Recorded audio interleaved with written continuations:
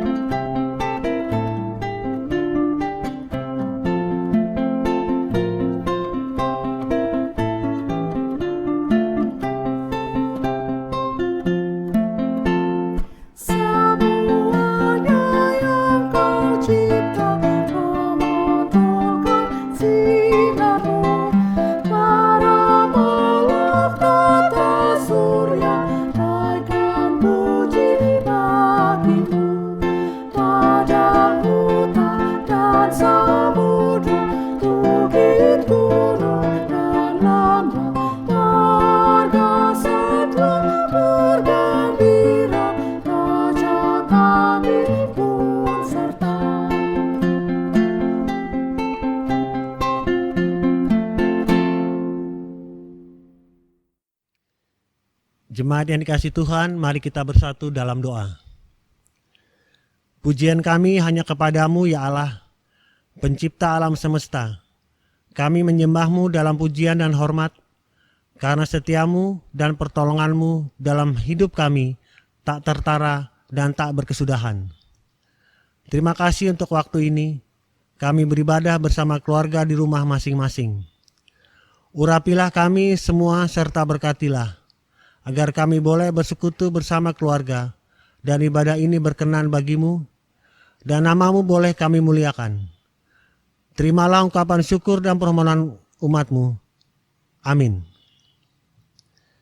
Jemaat yang terkasih, kita akan bermazmur yang diambil dari Mazmur 100 ayat 1-5 yang dibacakan dengan silih ganti.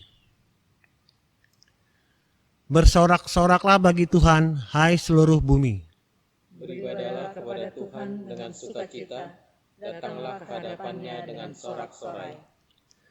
Ketahuilah bahwa Tuhanlah Allah. Dialah yang menjadikan kita dan punya dialah kita, umatnya dan kawanan domba gembalaannya. Masuklah melalui pintu gerbangnya dengan nyanyian syukur. Ke dalam pelatarannya dengan puji-pujian. Bersyukurlah kepadanya dan pujilah namanya. Sebab Tuhan itu baik. Kasih setianya untuk selama-lamanya, dan kesetiaannya tetap turun-temurun.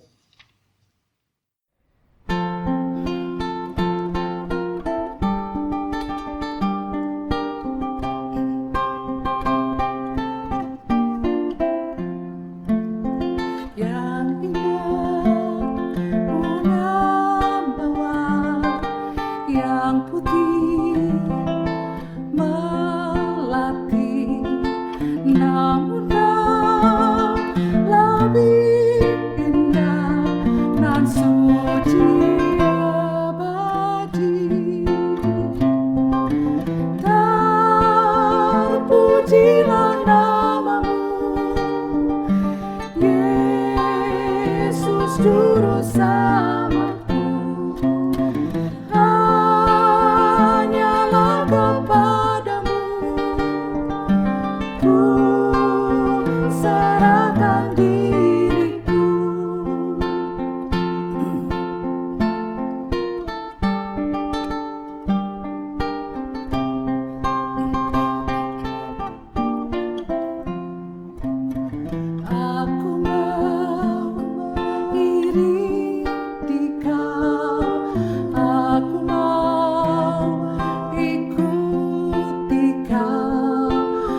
menjadi murid Tuhan kekal selamanya.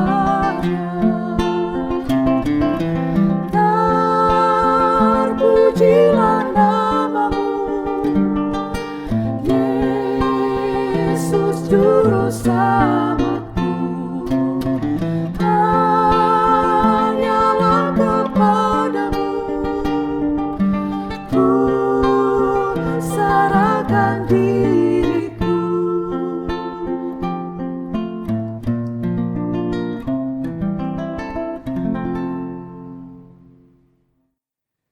Kekasih-kekasih Kristus, tibalah saatnya kita memasuki dalam layanan Sabda Tuhan dalam ibadah keluarga malam hari ini.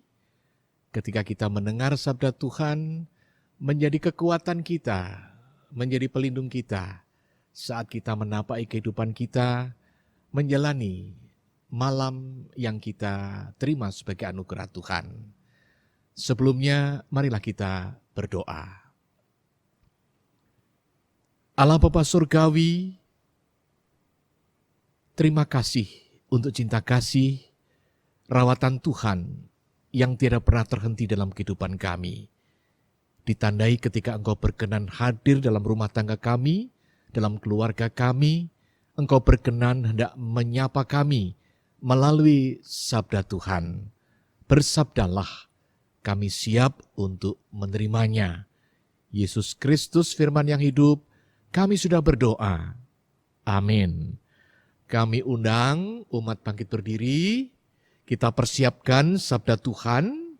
Surat 1 Korintus pasal 8 ayat 1 hingga 13. 1 Korintus pasal 8 ayat 1 hingga ayatnya yang ke-13.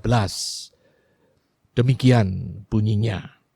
LAI memberikan judul tentang persembahan berhala. Tentang daging persembahan berhala kita tahu. Kita semua mempunyai pengetahuan. Pengetahuan yang demikian membuat orang menjadi sombong. Tetapi kasih membangun. Jika ada seorang menyangka bahwa ia mempunyai sesuatu pengetahuan, maka ia belum juga mencapai pengetahuan sebagaimana yang harus dicapainya. Tetapi orang yang mengasihi Allah, ia dikenal oleh Allah. Tentang hal makan daging persembahan berhala kita tahu, tidak ada berhala di dunia dan tidak ada Allah lain daripada Allah yang esa. Sebab sungguh pun ada apa yang disebut Allah, baik di surga maupun di bumi, dan memang benar ada banyak Allah dan banyak Tuhan yang demikian. Namun kita hanya ada satu Allah saja, yaitu Bapa, yang daripadanya berasal segala sesuatu dan yang untuk Dia kita hidup, dan satu Tuhan saja, yaitu Yesus Kristus, yang olehnya segala sesuatu telah dijadikan dan yang karena Dia kita hidup. Tetapi bukan semua orang yang mempunyai pengetahuan itu. Ada orang yang karena masih terus terikat pada berhala-berhala, makan daging itu sebagai daging persembahan berhala. Dan karena hati nurani mereka lemah, hati nurani mereka itu dinodai olehnya. Makanan tidak membawa kita lebih dekat kepada Allah. Kita tidak rugi apa-apa kalau tidak kita makan, dan kita tidak untung apa-apa kalau kita memakannya. Makanan tidak membawa kita lebih dekat kepada Allah. Kita tidak rugi apa-apa kalau tidak kita makan, dan kita tidak untung apa-apa kalau kita makan. Tetapi jagalah, supaya kebebasanmu ini jangan menjadi batu sandungan bagi mereka yang lemah. Karena apabila orang melihat engkau yang mempunyai pengetahuan sedang duduk makan di dalam kuil berhala, bukankah orang yang lemah hati nuraninya itu dikuatkan untuk makan daging persembahan berhala? Dengan jalan demikian, orang yang lemah, yaitu saudaramu yang untuknya Kristus telah mati menjadi binasa karena pengetahuanmu. Jika engkau secara demikian berdosa terhadap saudara-saudaramu dan melukai hati nurani mereka yang lemah, engkau pada hakikatnya berdosa terhadap Kristus. Karena itu apabila makanan menjadi batu sandungan bagi saudaraku, aku untuk selama-lamanya tidak akan mau makan daging lagi, supaya aku jangan menjadi batu sandungan bagi saudaraku. Demikianlah pembacaan Alkitab. Berbahagialah semua orang yang mendengar firman Tuhan dan melakukannya. Haleluya. Haleluya, haleluya, haleluya. Saudara-saudara, di tahun 86, saya mendapat tugas dari Tuhan melalui Majelis Sinode untuk melayani Jemaat GPIB Efrata di Pos Pelkes Pasaman Barat, Sumatera Barat. Di Pasaman Barat itu, di desanya namanya Sumber Agung, konteksnya majemuk. Semua agama ada di sana, tetapi khususnya Islam, Kristen, Katolik. Semua suku ada di sana. Saudara-saudara, untuk jemaatnya, Pos Pelkes Sumber Agung tercermin juga keberadaannya sangat plural. Mereka yang Kristen, ada yang memang sejak kecil sudah Kristen, tetapi ada juga menjadi Kristen setelah ada di sana. Nah, dalam penugasan saya di Pasaman Barat itu, tahun 86 itu, saya diberi kesempatan untuk melihat keindahan dari satu kepel bagian. Keindahan dari adanya keperbedaan. Keindahan itu terutama adalah kemampuan mereka itu mengemas perbedaan yang ada menjadi sesuatu yang indah. Dan hal itu terwujud, saudara. Misalnya, pada waktu itu, di Sumber Agung sempat mengalami paceklik. Gereja memiliki inisiatif membuat koperasi. Yang dipikirkan gereja bukan hanya jemaat, tetapi seluruh penghuni di kampung itu, di desa itu. Itu satu. Yang kedua, saudara, ketika ada kegiatan gotong royong. Gotong royong dilaksanakan di gereja. Maka pertama-tama yang bergotong royong bukan hanya warga gereja, bahkan didominasi oleh saudara-saudara yang bukan beragama Kristen. Demikian juga ketika bergotong royong di masjid, umat kita gereja bersama-sama bergotong royong membangun, membersihkan lingkungan masjid di Pasaman Barat. Nah, saudara-saudara kekasih Tuhan, itu sebuah kerukunan. Ada hal yang menolong, ada hal yang menonjol. Pertama adalah kesiapan menerima perbedaan. Yang kedua, toleransi. Yang ketiga, gotong royong. Saudara-saudara yang diberkati Tuhan, ada satu realita yang sering lolos dari perhatian kita dan kecenderungannya langsung diabaikan ketika kita menjumpainya. Padahal itu sangat sehari-hari.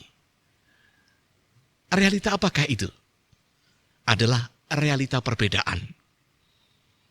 Padahal memperhatikan yang namanya perbedaan itu penting. Sebab perbedaan itu realita. Perbedaan itu bukan maya. Ketika kemudian sadar, setelah ada persoalan, maka tidak siap melihat perbedaan. Maka sikap yang segera ditampilkan adalah segera mengkambing hitamkan perbedaan. Perbedaan diposisikan sebagai biang kerok dari munculnya persoalan yang ada. Perbedaan kemudian diperlakukan sebagai keberadaan yang buruk, yang negatif. Dan ujungnya menolak perbedaan. Tahukah saudara, perbedaan itu dengan sangat sengaja diciptakan oleh Tuhan. Dan pastilah segala yang diciptakan Tuhan bertujuan dan berdampak pada kemaslahatan kehidupan yang membahagiakan, yang menyelamatkan. Manusia pun, mahkota ciptaan Tuhan, diciptakan berbeda satu dengan yang lainnya. Manusia diciptakan dengan begitu unik dan khas. Manusia yang lahir kembar dalam satu rahim pun juga berbeda. Cara berpikirnya, talenta-talenta yang ada padanya, karunia, anugerah Tuhan, diberikan Tuhan, tidak sama satu dengan yang lainnya. Nah, dengan perbedaan itu, maka ada keanekaragaman. Keanekaragaman itu indah. Spektrum itu indah. Harmonis. Orang Banjar bilang saijaan, orang Jawa bilang saek, saeko kapti. Ya. Kalau kemudian di dalam keanekaragaman, di dalam kepelbagian itu ada ketidakindahan. Ada kemudian konflik, ada kemudian perpecahan, ada tabrakan. Maka pasti ada yang salah. Dan yang pasti bukan perbedaan, bukan keanekaragaman itu yang salah. Tetapi ada faktor lain. Dan itu bukan merupakan bagian yang diciptakan oleh Tuhan. Tetapi produk dosa. Apakah itu? Adalah karakter egosentris. Karakter egosentris inilah biang kerok perusak dari keanekaragaman. Perusak dari kepelbagian, kemudian menjadi tidak indah. Wajah keegosentrisan itu, saudara-saudara, adalah kesombongan. Wajahnya adalah bersikap masa bodoh terhadap orang lain. Sok pinter, merasa benar sendiri, suka menghakimi orang lain. Karakter sifat egosentris inilah, sekali lagi, perusak dari keanekaragaman. Pertanyaannya, lantas, kekuatan apa yang membuat kepelbagian, keanekaragaman, keperbedaan, kemudian bisa hidup dalam kebersamaan dan mampu mengatasi konflik? Jawabannya, kekuatan itu adalah hikmat. Jadi harus berhikmat. Ketika kita melihat Amsal 1 ayat 7, di sana ada pesan yang disampaikan berkenaan dengan hikmat itu adalah titik temu dari sikap takut akan Tuhan dengan kepintaran, itu adalah hikmat. Tetapi pertama-tama adalah sikap takut akan Tuhan. Dan tanda awal dari orang yang berhikmat adalah kasih, penguasaan diri, kerendahan hati. Saudara-saudara, kita kenal mosaik. Mosaik itu terdiri dari potongan-potongan yang tidak sama, tidak simetris. Tetapi karena ditata sedemikian rupa, dirangkai sedemikian rupa, yang tidak simetris itu menjadi indah. Potongan-potongan tadi tetap akan menjadi potongan yang tidak simetris, tanpa pesan, tanpa makna, tanpa keindahan. Ketika tidak ada yang merangkaikannya, ketika tidak ada yang menatanya, ketika tidak ada yang membuat yang tidak simetris tadi tersambungkan. Pertanyaannya, siapa, kekuatan apa yang bisa berperan merangkai atau menutup yang tidak simetris kemudian memiliki bentuk baru yang indah? Kalau benda, jawabannya ada cairan zat tertentu yang merekatkannya. Kalau itu kehidupan, itulah yang disebut kasih, penguasaan diri, dan kerendahan hati. Dialah yang merangkaikan, bentuk yang tidak simetris menjadi bentuk baru yang begitu indah. Nah, saudara-saudara yang diberkati oleh Tuhan, apa yang sudah dijelaskan di atas tadi, yang tergambar, yang terpotret dalam konteks 1 Korintus ini, yang pertama adalah kota Korintus. Kota Korintus adalah kota yang plural. Terdiri dari banyak bangsa, masyarakatnya majemuk. Bidang sosial, ekonomi, budaya, agama Yunani, Romawi, Mesir, penyembah berhala, berada dalam satu tempat. Dan kemudian, jemaat Korintus munculnya dalam konteks plural majemuk yang seperti itu. Kita ketahui bersama, jemaat Korintus terbentuk adalah merupakan hasil penginjilan secara langsung dari Paulus.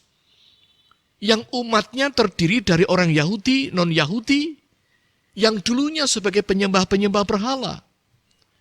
Mereka ini, khususnya mereka yang non-Yahudi, sesungguhnya berjuang sedemikian rupa, hendak meninggalkan masa lalunya.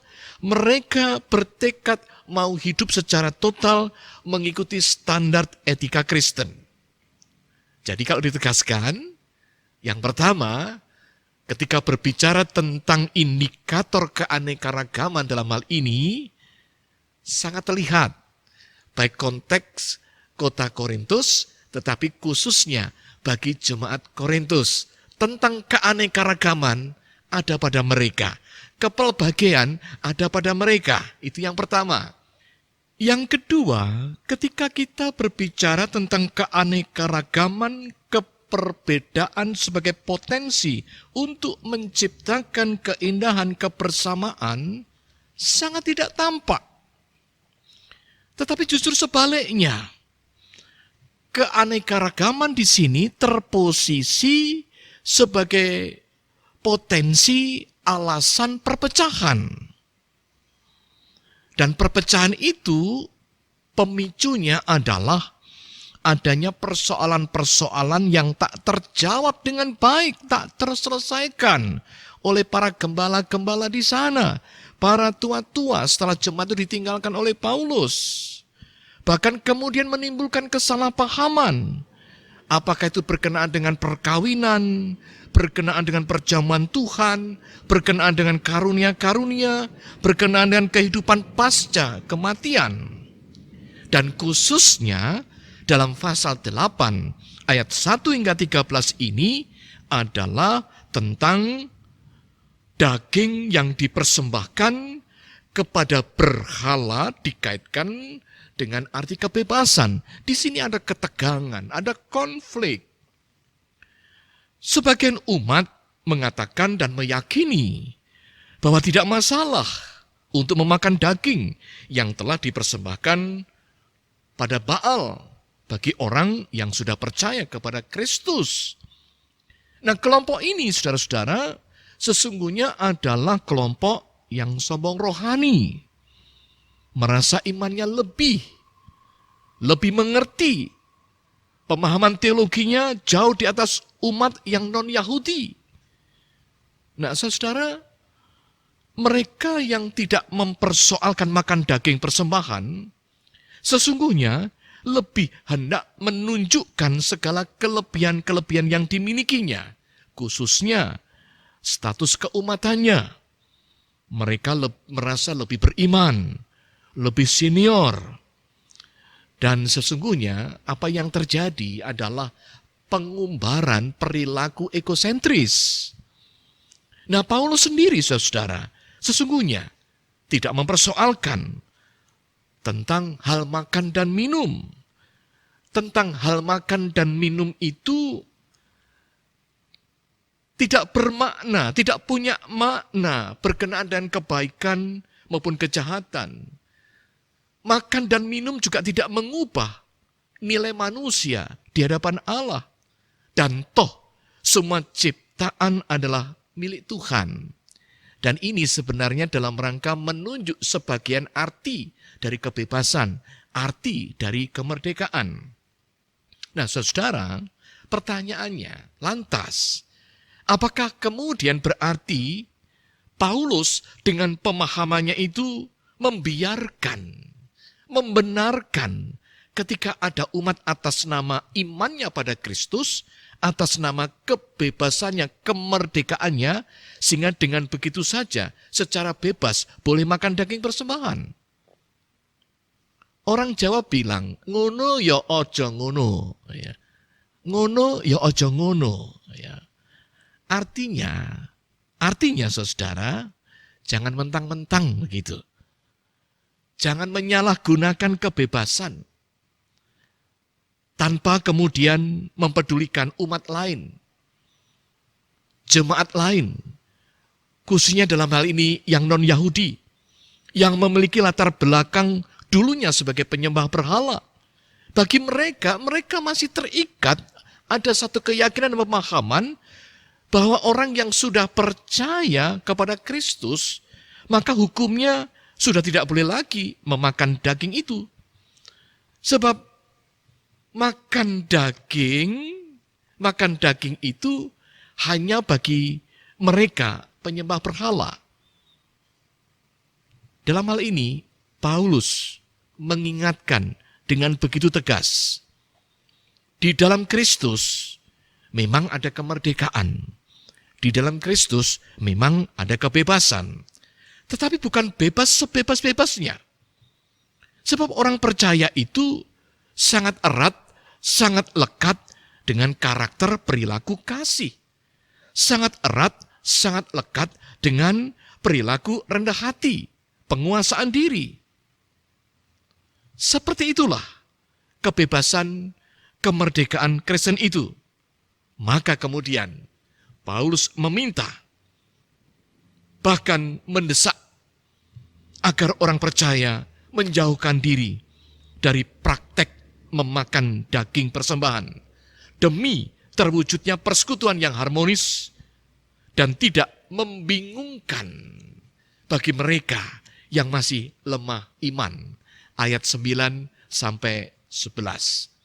Saudara-saudara, dari penjelasan tadi maka sangat terlihat betapa keanekaragaman satu sisi menjadi potensi yang sangat kuat sekaligus merupakan celah strategis untuk melahirkan konflik, perpecahan, ketidakharmonisan, ketidakindahan. Ketika karakter perilaku egosentris dibiarkan, terpelihara, diberi tempat dalam kehidupan komunitas, jemaat. Namun juga sisi yang lain, betapa yang namanya keanekaragaman menjadi potensi yang sangat kuat dan strategis yang melahirkan keharmonisan, keindahan, kebekerjasamaan. Ketika hikmat, karakter buah roh dinyatakan. Kasih, penguasaan diri, kerendahan hati ditampilkan dalam kehidupan umat. Kekasih Kristus, yang namanya keanekaragaman, yang namanya kepelbagian, ciptaan Tuhan itu memang indah, memang positif, dan itu potensi. Dan semua itu dengan sangat sengaja oleh Tuhan diletakkan dalam rumah tangga. Sekali lagi, kepelbagian itu ciptaan Tuhan yang indah dengan sangat sengaja diletakkan Tuhan dalam rumah tangga. Tetapi juga diletakkan Tuhan dalam persekutuan. Diletakkan juga oleh Tuhan di tengah-tengah masyarakat.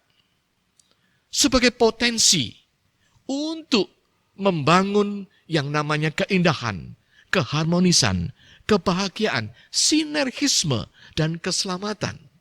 Itu maksud Tuhan. Bukan konflik, bukan malapetaka, bukan kehancuran. Saudara-saudara, untuk ke sana, maka satu-satunya unsur yang mampu memberikan akselerasi, yang memberikan tenaga, dinamos, adalah hikmat Tuhan. Bicara tentang hikmat Tuhan, kalau berangkat dari surat Paulus 1 Korintus 3, 10 hingga 15, di sana terkandung pesan bahwa titik temu antara segala sesuatu yang kita miliki dengan Kristus sebagai fondasi itu kehidupan. Apa sih segala sesuatu yang kita miliki? Yang kita miliki itu bisa sumber daya insani. Di dalamnya ada kecerdasan cara berpikir, IQ, ada kecerdasan emosional, ada kecerdasan secara spiritual. Di situ ada finansial ekonomi. Itu yang kita miliki. Nah, itu bertemu dengan Yesus sebagai fondasi. Hanya dengan bertumpu pada Kristus sebagai fondasi, apa yang kita miliki benar-benar berada pada Yesus sebagai fondasi, maka kemudian saudara-saudara, semuanya akan dapat ternutrisi. Semuanya akan kemudian mendapatkan kekuatan, menghasilkan akselerasi, menghasilkan tenaga untuk bisa memanage kepelbagaian menjadi sebuah keindahan, menjadi mosaik kehidupan. Saudara-saudara, rumah tangga, keluarga menjadi mosaik yang indah. Kepelbagaian yang ada dari suami, istri, anak-anak diberkati oleh Tuhan menjadi mosaik yang indah. Di dalam persekutuan, Tuhan memberikan kepelbagaian. Tetapi oleh Tuhan, kepelbagaian itu, persekutuan menjadi begitu indah, memiliki nilai estetika, memiliki nilai etis, itu persekutuan. Dan di tengah-tengah masyarakat, Tuhan juga menganugerahkan kepelbagaian ketika dirajut menjadi mosaik yang indah. Itu amanat Tuhan. Bagaimana kita bisa menata, merajut kepelbagaian menjadi sebuah keindahan. Dan itu kekuatan. Tuhan beserta kita. Amin.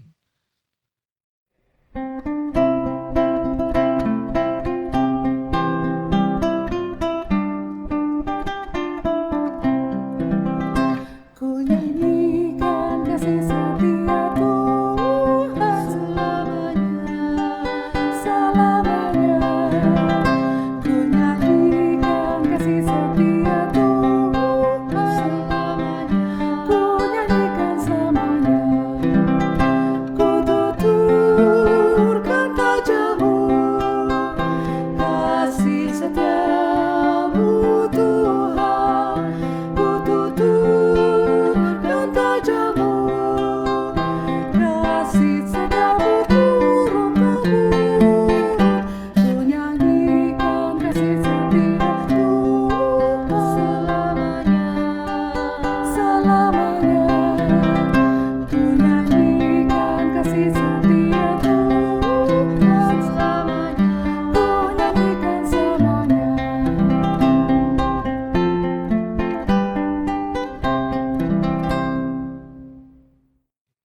Kita mempersiapkan diri untuk berdoa syafaat. Mari kita berdoa.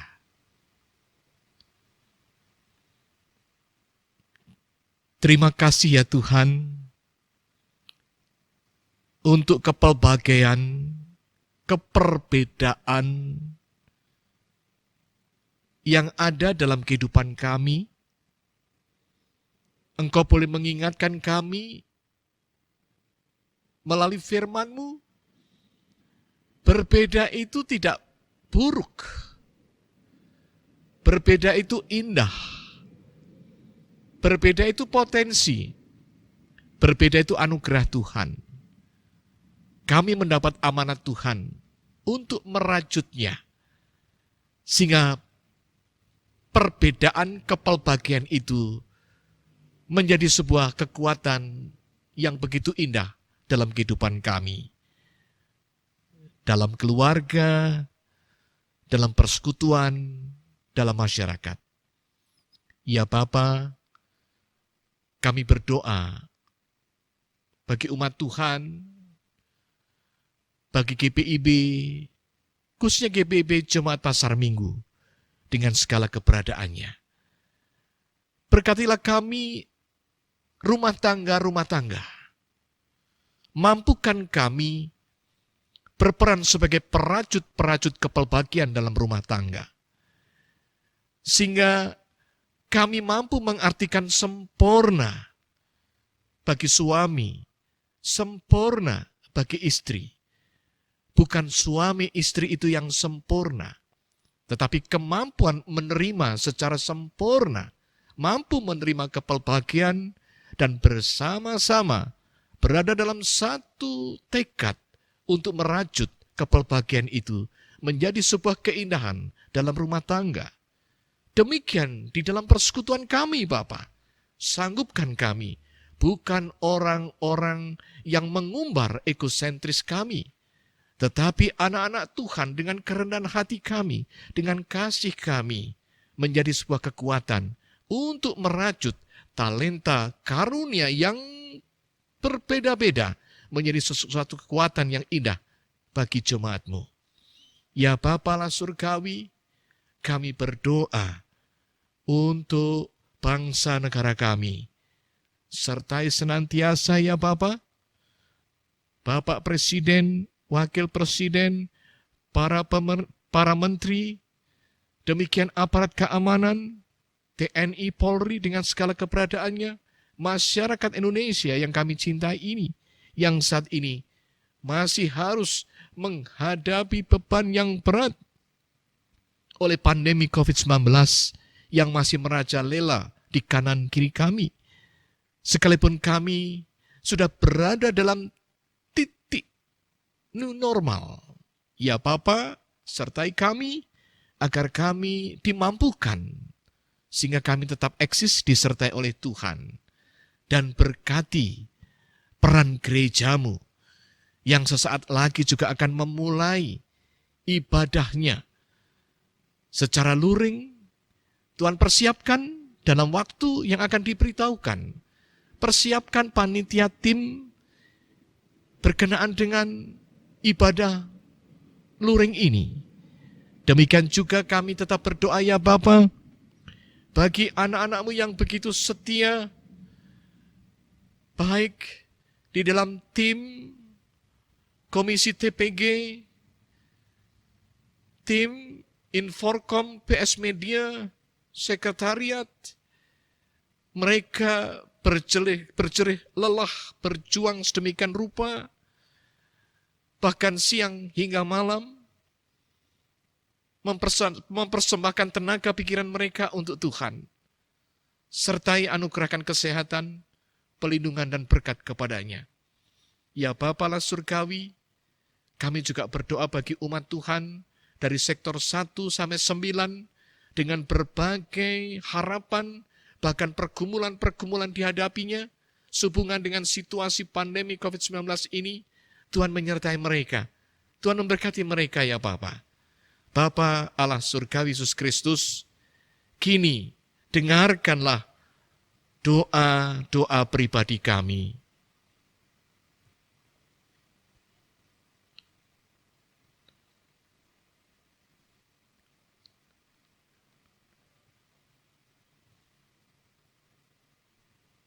Ya Tuhan, dengarkanlah doa-doa pribadi anak-anak-Mu. Sempurnakanlah doa kami, sebagaimana Tuhan Yesus mengajarkan kami dalam doa sempurna. Bapa kami yang di surga, dikuduskanlah nama-Mu, datanglah kerajaan-Mu, jadilah kehendak-Mu di bumi seperti di surga. Berilah kami pada hari ini makanan kami yang secukupnya, dan ampunilah kami akan kesalahan kami, seperti kami juga mengampuni orang yang bersalah kepada kami. Dan janganlah membawa kami ke dalam pencobaan, tetapi lepaskanlah kami daripada yang jahat.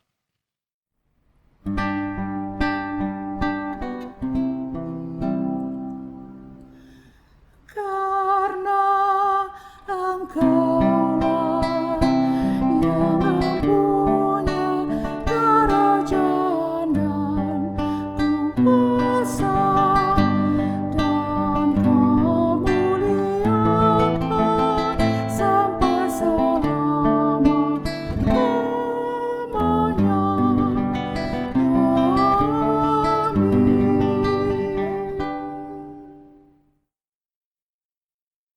Saudara terkasih, Tuhan telah menuntun kita untuk memiliki sikap hidup penuh hikmat dan penuh kasih terhadap perbedaan di antara sesama manusia. Seperti yang telah kita dengarkan firman yang dibaca dan khotbah pada ibadah Rabu malam ini. Kini saatnya kita menyampaikan syukur melalui persembahan ungkapan terima kasih atas tuntunan Tuhan dalam kehidupan kita. 2 Korintus 9 ayat yang ke-7 yang menyatakan, hendaklah masing-masing memberikan menurut kerelaan hatinya, jangan dengan sedih hati atau karena paksaan, sebab Allah mengasihi orang yang memberi dengan sukacita. Tuhan memberkati saudara dan persembahan saudara. Kita bernyanyi dari Gita Bakti 84, bait 1 dan 2, inilah ungkapan syukurku.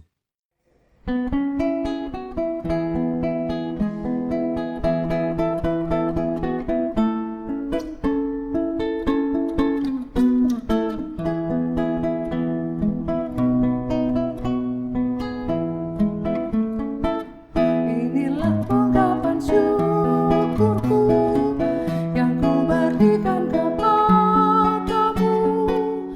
Ku berikan dari hatiku, terimalah. Ku persembahkan kepadamu dengan seluruh jiwa ragaku.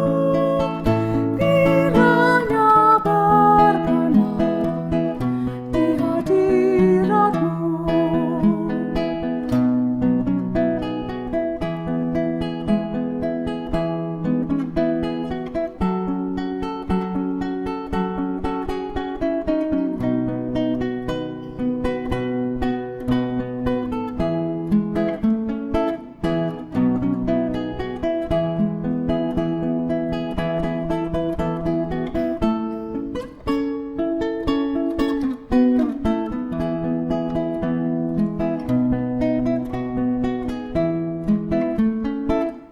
Ajarlah aku ya Tuhanku, menjadi alat di tanganmu, untuk menyalurkan kasih-Mu di dunia.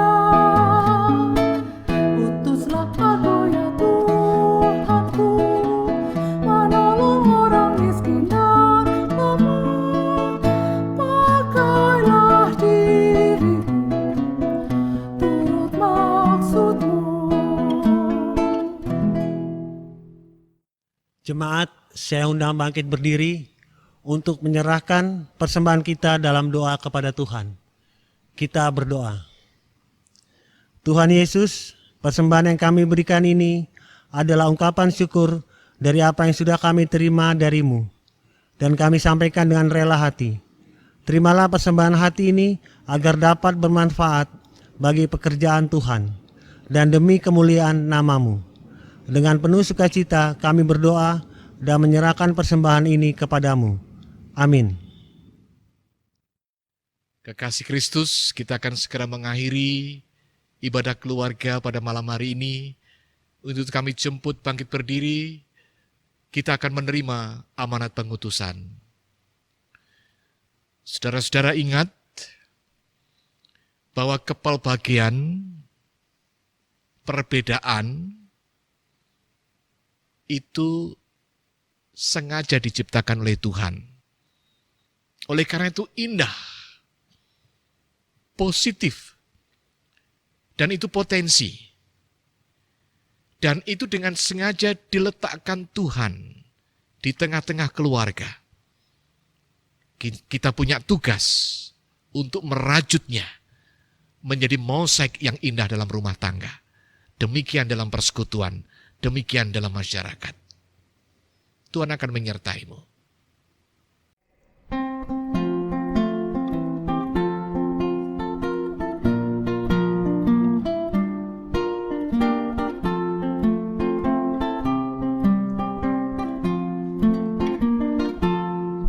Kasih Tuhan mengiringimu, dan sayapnya melindungimu.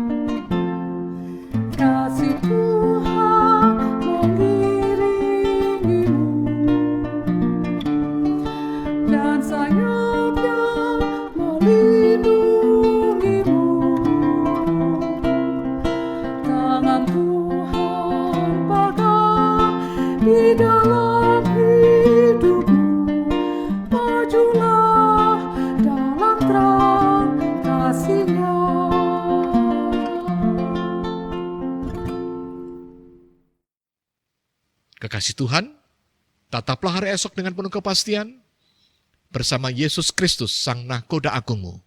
Kini arahkan pikiran hatimu kepadanya, dan terimalah berkat Tuhan.